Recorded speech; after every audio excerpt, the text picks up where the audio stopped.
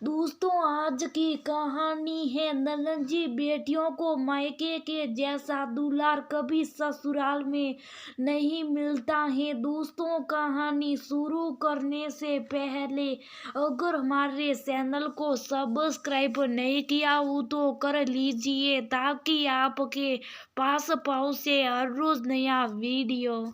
अरे भैया बोलो ना, भाभी को क्यों इतना भाव दे रही है? इतना अच्छा रिश्ता बैठे बिठाए आपके घर आ रहा है, किसी चीज की कोई कमी नहीं है। लड़के वाले खुद आगे चलकर आपकी बेटी का हाथ मांग रहे हैं आपसे, फिर भी आप तेवर दिखा रहे हो। अरे अगर किसी चीज में आपको कोई कमी नजर आ रही है तो बताइए मुझे कि आपको ये चीज नहीं जचती जस रही, तब तो बात ही समझ में आए, पर आपको तो कोई कारण ही नहीं बता रहे ये रिश्ता नहीं करने का। सुधांशु जी अपनी बहन की बात सुनकर सूखते। सुधांशु जी अपनी बहन सीमा से कुछ बोलते इससे पहले सुधांशु की पत्नी अनुराधा किचन में से शाही नाश्ता लेकर दोनों भाई बहनों के पास ही आ गई और टेबल पर नाश्ता रखते हुए बोली, देखो सीमा दी, हम को पता है आपका जैसा पर का रिश्ता, हमको भी इस रिश्ते से कोई आपत्ति नहीं है। अरे ऐसा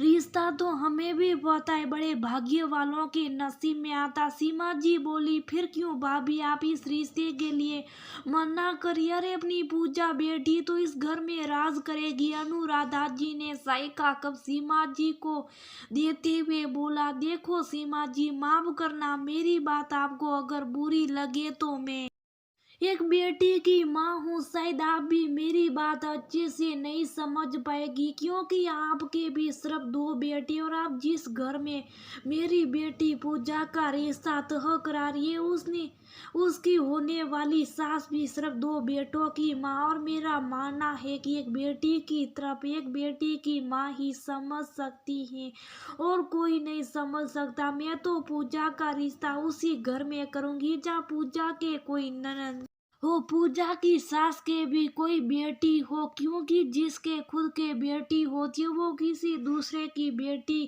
को तकलीफ देने की नहीं सोच सकता। उसको पता होता है एक बेटी के दर्द की तकलीफ उसके लिए क्या मायने रखती है। ससुराल ससुराल ही होता है सीमा जी, बेटियों को मायके के जैसा दुलार कभी ससुराल में नहीं मिलता। एक बेटी की माँ के लिए अपनी बेटी को लेकर हजारों सपने होते हैं, ससुराल में उसको लेकर, उसकी खुशी को लेकर, और बस ये सिर्फ एक बेटी की माँ ही समझ सकती है। एक बेटे की माँ ये कभी नहीं समझ सकती। कल को मेरी पूजा के साथ अगर ससुराल में कुछ भी कोई गलत चीज होती है तो समधन जी के मन में ये डर रहे कि जो आज गलत चीज हम उसके साथ कर रहे वो कल को कहीं हमारी बेटी के साथ ना हो जाए। ऐसी सोच उनको अपनी बहू को प्यार और दुलार से अपनाते की तरफ प्रेरित करेगी। वहीं बेटों की माँ के बेटी तो होती नहीं तो भला भी इस बारे में कैसे सोचेगी?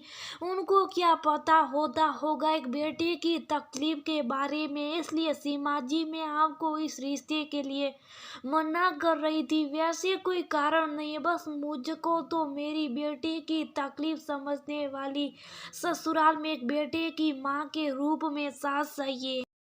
सीमा जी कुछ बोलती उससे पहले पूजा के रिश्ते की जिस लड़के से बात चल रही थी उसकी माँ गायत्री जी आज खुद चलकर अपने बेटे के लिए पूजा का हाथ मांगने के लिए अनुराधा जी के घर पर आ गई थी और वो ने अनुराधा और सीमा जी की सारी बातें सुन ली थी। नमस्ते की औपचारिकता के बाद अनुराधा जी ने गायत्री जी को पास वाले सोफे पर बिठाया।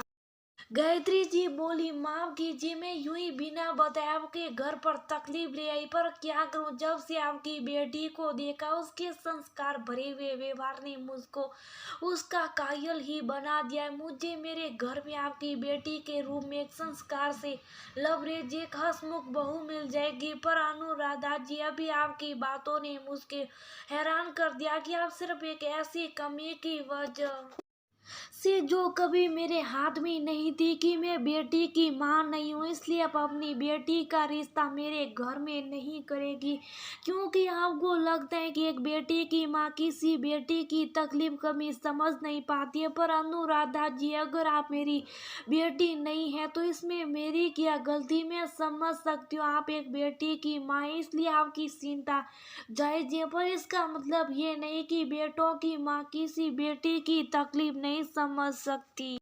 अरे बेटी और बेटे की माँ से पहले हम लोग एक औरत के किरदार में होते, और भला एक औरत की तकलीफ एक औरत के अलावा और कौन समझ सकता? मैं किसी बेटे की माँ तो नहीं हूँ, पर किसी की बेटी तो हूँ ना। मैंने भी ससुराल का सफर किसी की बेटी बनकर ही शुरू किया था। एक बेटी के रूप में मैंने भी जिंदगी के तमाम उतार चढ़ाव देखे हैं।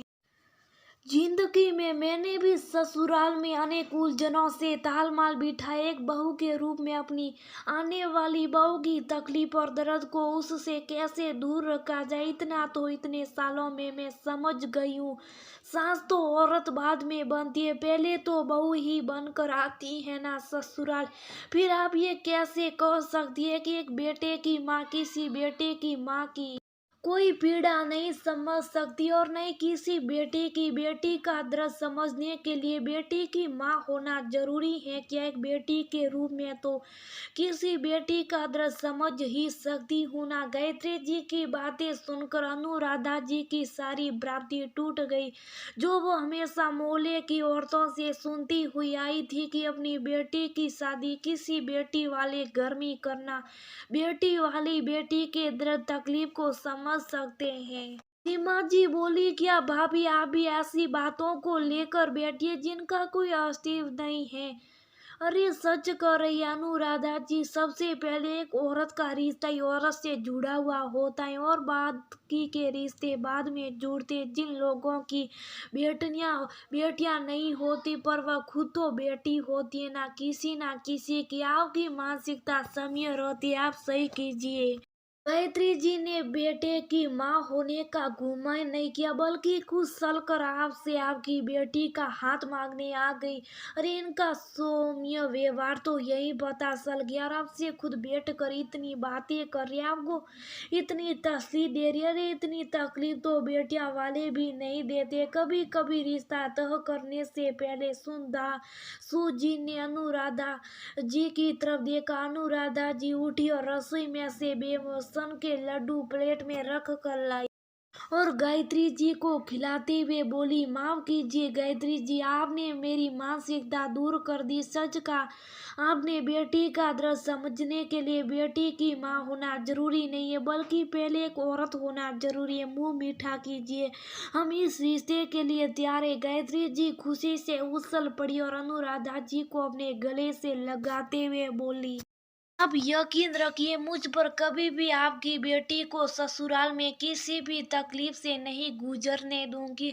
हमेशा उसका हाथ थाम के रखूंगी, क्योंकि जब मैं भी ससुराल में आई थी, मैं भी किसी की बेटी थी। बेटी की माँ के रूप में नहीं सही, पर बेटी के रूप में आपकी बेटी को कभी अकेला नहीं पड़ने दूंगी। अनुराधा जी ने गायत्री जी को अपने गले से लगा लिया।